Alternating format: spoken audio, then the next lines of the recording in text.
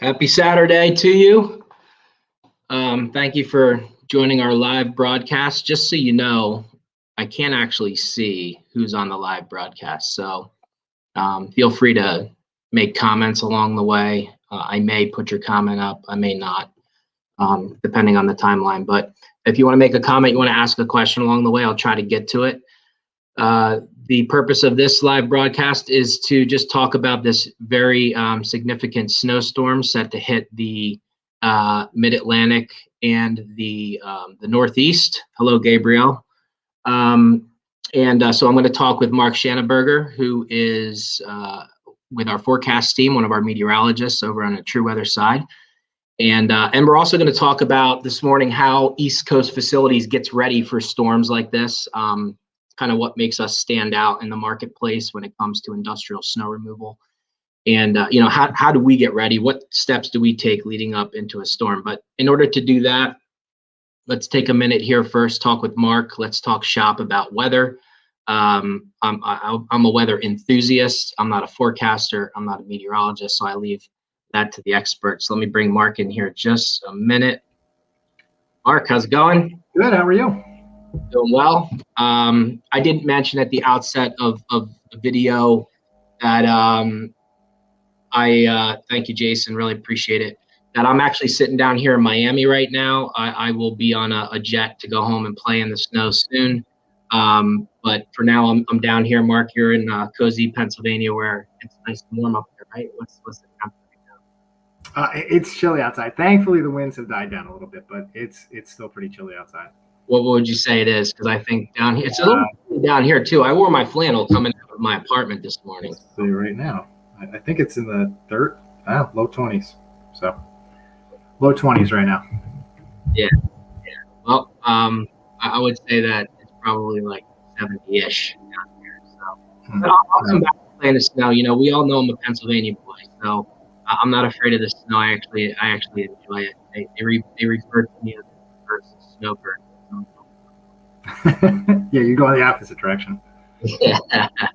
So, hey, Chris, thanks for your comment, man. Appreciate it. Why don't we do this, Mark? You sent me over some graphics that we can use and we can talk about in our discussion. So we're gonna go ahead and I'm gonna share my screen and we can kind of talk about that, and you can direct us to some of those. Just give me a second to pull it up real quick. Okay, so maybe kind of tell me what we're looking at first. We're looking at? It looks like it's a Canadian ensemble. Yeah, so getting ready for this storm, these are a lot of the things that we look at. We'll look at, obviously, people say, why don't you hang on to this model? Why don't you hang on to that model? Well, there's tons and tons of models, and each one of those models has ensembles, and each one of those ensembles has members. And so this is basically what you're looking at is the Canadian ensembles, and it's taking all those members, it's putting them together, and we'll look at the GFS and we'll look at the European as well. It puts them all together and gives you a solution, so you're not just looking at one operational model, you're looking at the extremes and kind of the means of all of them. So whether let me just interrupt for a moment, Mark. So in layman's terms, what we're saying is that the computer took data and it processed that data in 25 or 50 different configurations.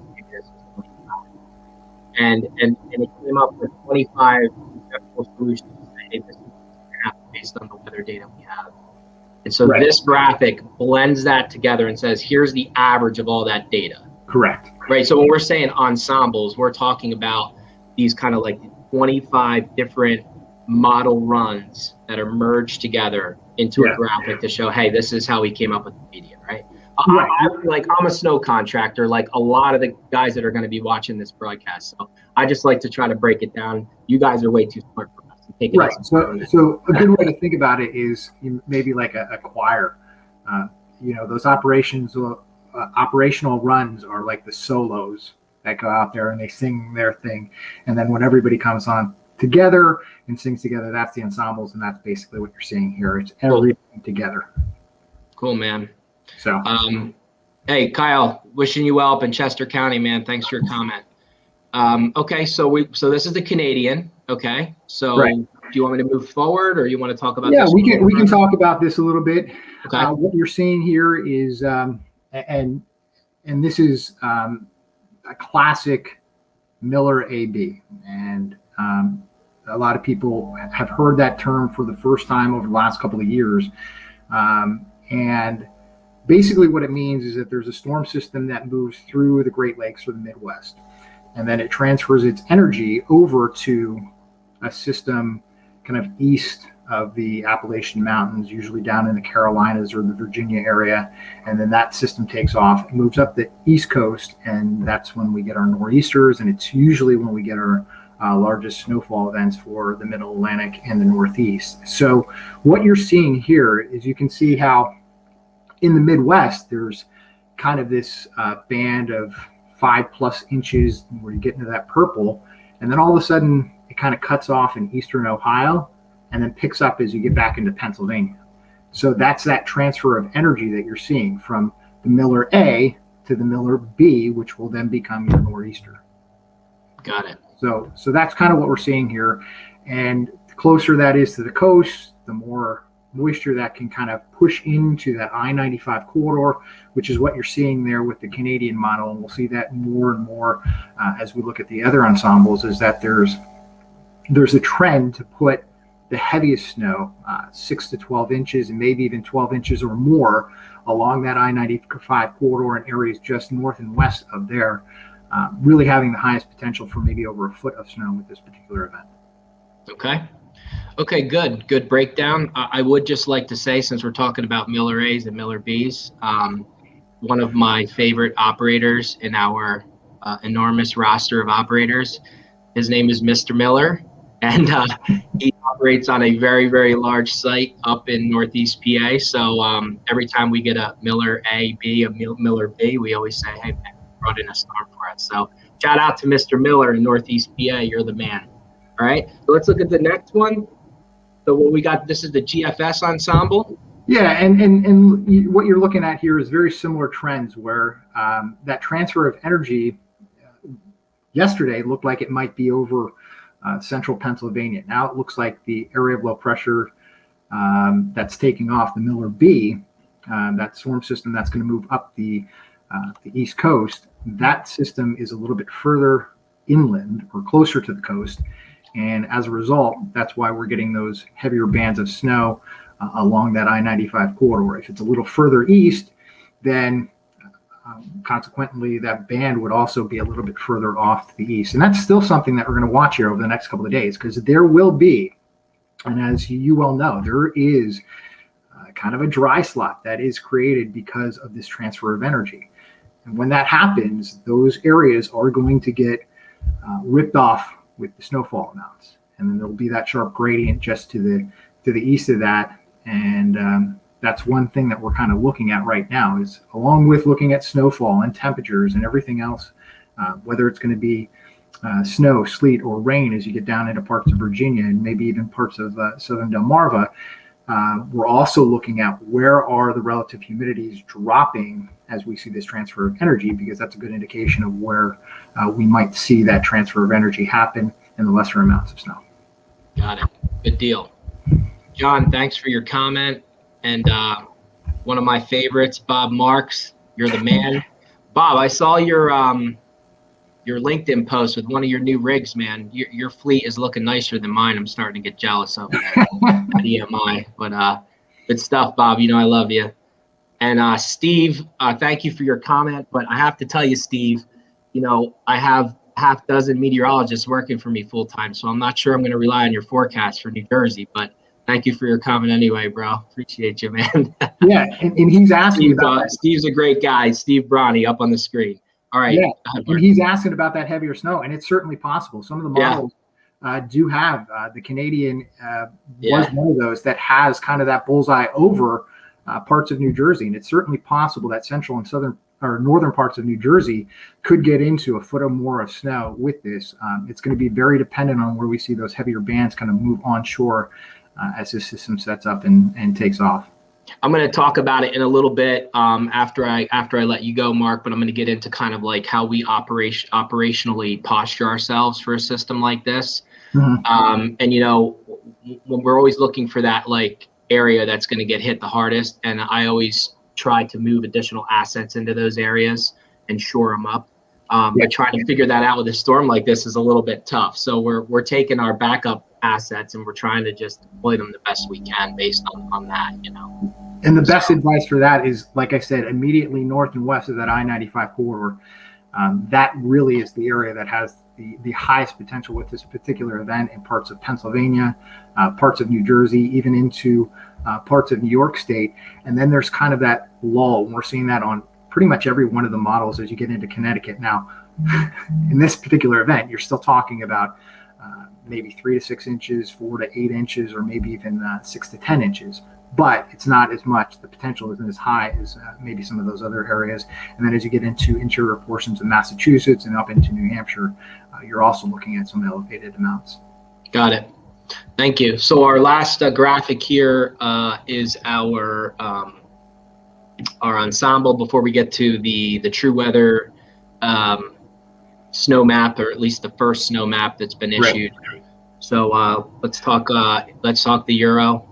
And one thing we're seeing with the Euro is that over kind of western parts of Maryland and into northern parts of Virginia and that far eastern portion of West Virginia, that's the area that may be in this longest because of that transfer. It's also the area that has the highest potential to maybe get ripped off. You see how close that is to that area and that sharp gradient. So that's one of the areas that we're going to keep a very close eye on: central Pennsylvania, western parts of Pennsylvania, down into Maryland and Virginia, for where do we see that kind of area that's in that transfer and kind of gets ripped off by the moisture.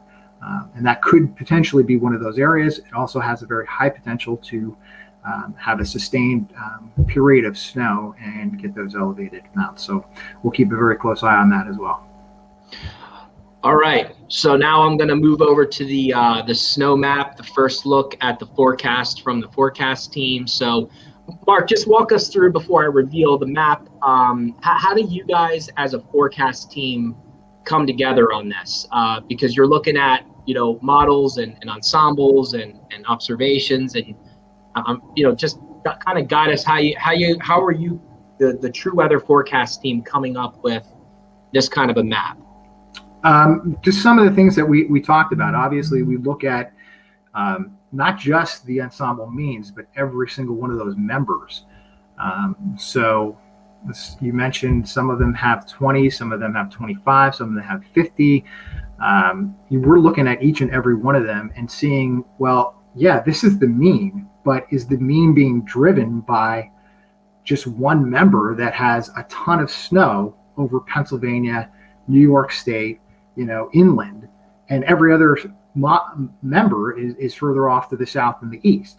That's something that we're looking at very closely. And so when we come out with these numbers, some people will jump on the high numbers right away. And a lot of times you'll get the question of, why didn't you do that? Well, that was one model run, and trends take time. So we don't want to be jumping on necessarily one model run and saying this is going to happen. Sometimes people can hit a forecast early and say they're going to have over 20 inches. And then there's other times where they come out with that 20 inches and an area doesn't get anything at all. And so you've got to be very careful and very cautious with how you're kind of gradually ramping up to those higher amounts, and also taking amounts down.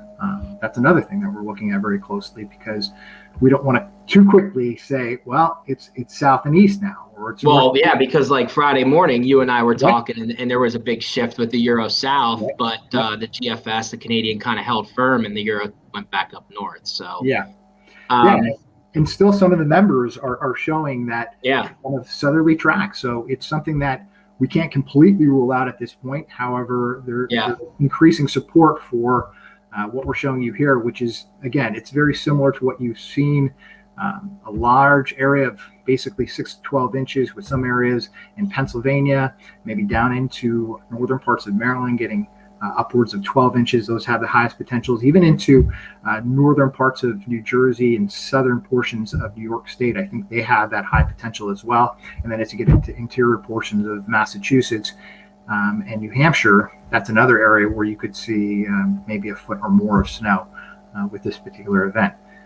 One of the other things that we're looking at, and this is something that, it's not something, I guess, maybe as a snow fighter you want to hear, but it's a long duration event. And so we're talking about 24 to 36 in some locations, maybe even.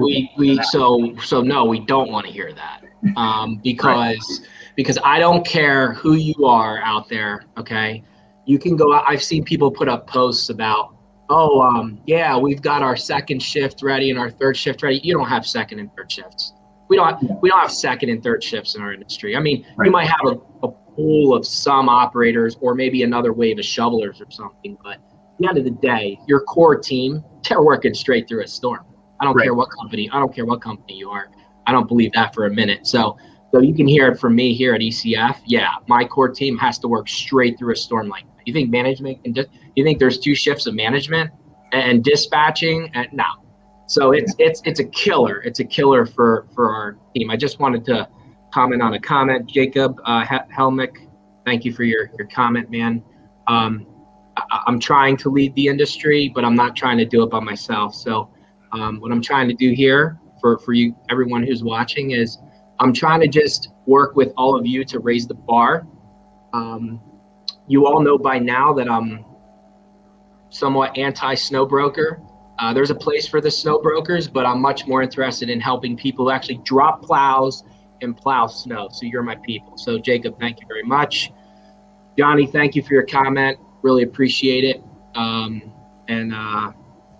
Obviously, you're a Latino, man. So mucho gusto, Johnny. And Andrew, thank you for your comment, because you're right. No one does, but we just say it like it is here. So all day long. Okay. Mark, last, I guess, kind of set of questions for you before I roll on. Let's just talk about True Weather just a little bit here, because obviously, I'm the managing partner of True Weather, which really means that I am the majority shareholder and I am one of the larger investors in the enterprise. But as you know, I don't get involved in day-to-day operations of True Weather at all. It was originally formed to provide services to ECF. And why should ECF carry all that overhead with all that great technology and all those resources? So we build an entity, and obviously we provide those services to contractors, municipalities, and even school systems across the United States. So just want you to talk about one product feature, live casting, because it's something we really, really like. Live casting and Ask a Met. Let's just highlight those 2 products. Sure. So live casting, basically, once we get into an event and we start to see some of those heavier bands or other changes that maybe come unexpected or were forecasted, but more specifics are coming out as the storm unfolds, we can get into that information for you, and we'll send you alerts in real time. One of the things that we're going to see with this event is, yes, it's a long duration event, but at some point, probably 18 to 24 hours into the event, it does taper back to snow showers. That's important information, because at that point, you can, I guess, get into your cleanup. You could better answer that question, but you could start to get into your cleanup a little bit. Yeah, and know that, hey, we're not going to continue to be plowing heavy snow for the rest of this event. Yes, there may be an additional inch or 2 in some spots with a heavier band, but we're not going to continue to see the snow growth that we saw earlier in this event. So we're going to continue to keep you updated throughout the storm with those live casts. And we'll give you updates. We'll give you radar information, additional snowfall on top of what you've already seen. All that kind of information is stuff that we will give you, along with whether we think that's going to be on surfaces, on paved surfaces, or if it's just going to be accumulating on non-paved surfaces. Very good. Well, appreciate all of your insight, Mark. And to all of our forecasters that work at True Weather.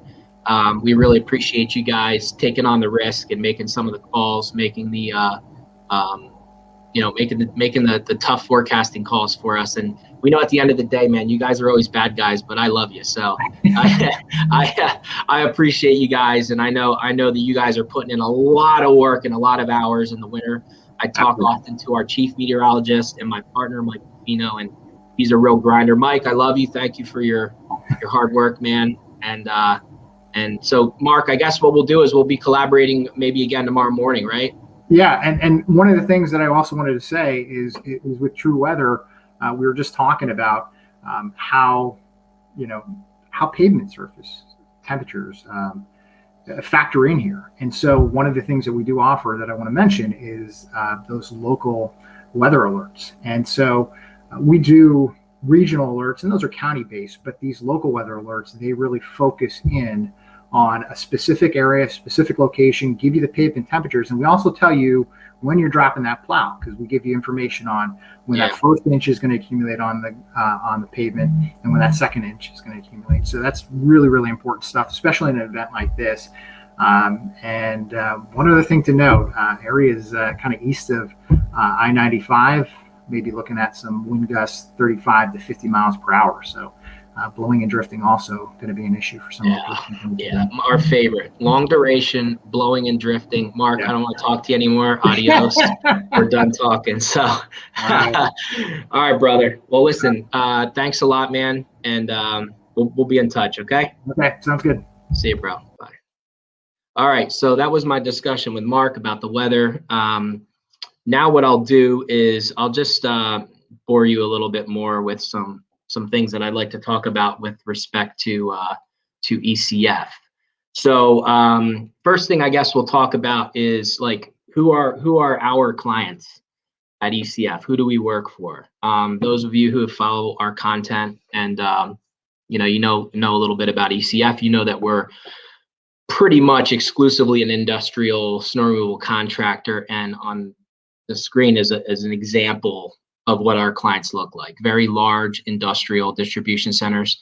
They don't have to be very large, but large to very large industrial distribution centers from central Pennsylvania out to the New Jersey coast, from Scranton south to Wilmington, Delaware, generally is our service area, which we provide services from a network of branch, we call them service center or satellite locations for our company. So that is who we are working for.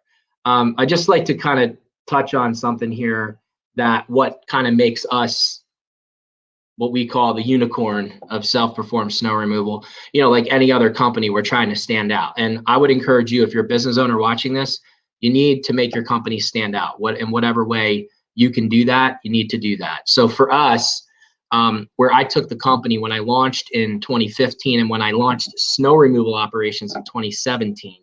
So we've only had 4 years of snow ops for ECF under our belt. This is an example of fleet staged in the summer, but we are a true self-performing snow removal company. I have decades of experience in commercial snow removal and industrial snow removal.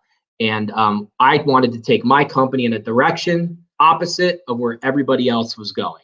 Everyone else was going in the direction of brokerage, middleman, paperwork. Hey, we have software. Hey, we have a special way of managing other people who are going to do the work. Not me. I wanted to build a company that would actually provide the service so that customers and enterprise level customers, serious customers, could rely on us for services. So that's what we do. Gearing up for a storm. What does it look like for us when we gear up for a storm? We have probably the largest. I mean, there's a lot of, smoke and mirrors out there, but probably the largest, if not one of the largest liquid footprints in our market. I really think we have the largest. We have a tremendous liquid footprint, and we are today, right now as I'm speaking, there are dozens of rigs out there pre-treating properties all over our coverage area.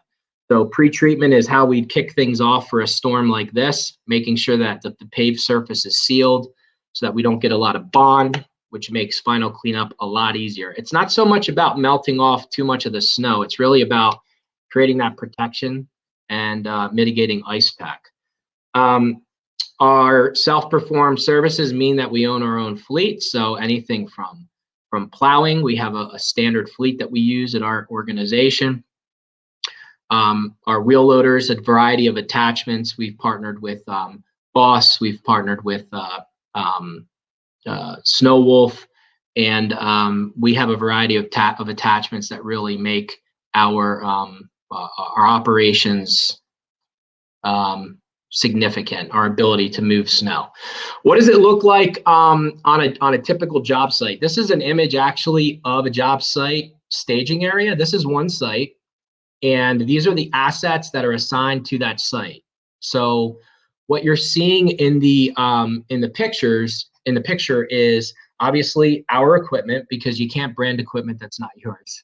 Our equipment, we've got a truck on site there. Usually we have a shipping container that holds small supplies in it. There's a bin on site for bulk salt, and then you see the liquid silo there, where we have liquid on site. So we have a network of silos throughout the market coverage area. Hundreds of thousands of gallons of liquid out in the market, plus our inventory at our two blending facilities. One is in Scranton and one is in Allentown. If you look, and you can barely see it because the image is not very big. Let me see if I can make this bigger for you.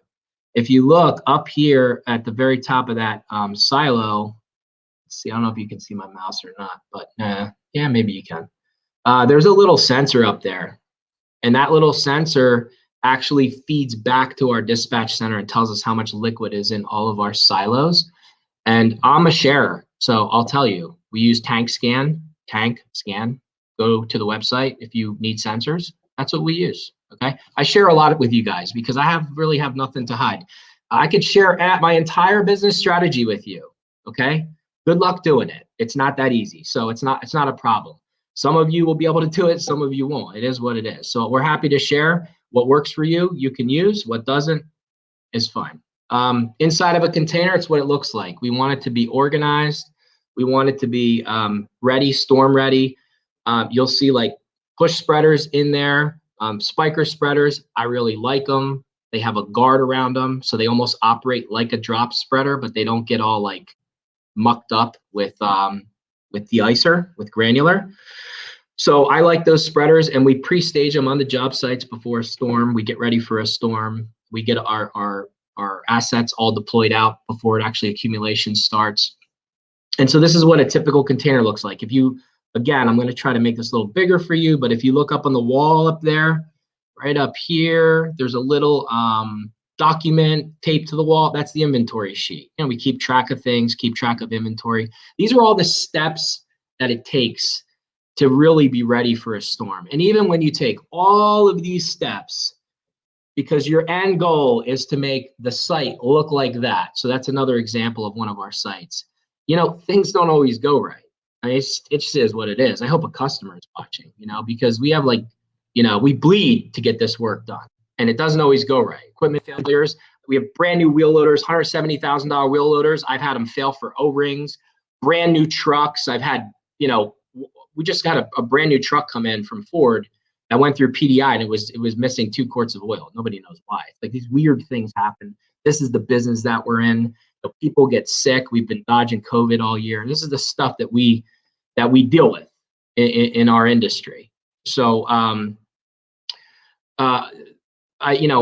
just like to kind of highlight those things because those are legitimate things that we gotta deal with. Matt, thanks for your compliment. I appreciate it. I've got to catch up on some of the comments here. Fred, thank you very much for your comment as well. We have a big audience this morning. A lot of people are tuned into this, so I really appreciate that. This is where we're going to wrap this up today because you got to run and I got to run. Let me just get my screen ready for something here. I kind of got a little bit of a treat for you. I'm going to close this thing up with a video that I actually had not released yet on LinkedIn. This is our American Snow Fighters video that we're going to release today.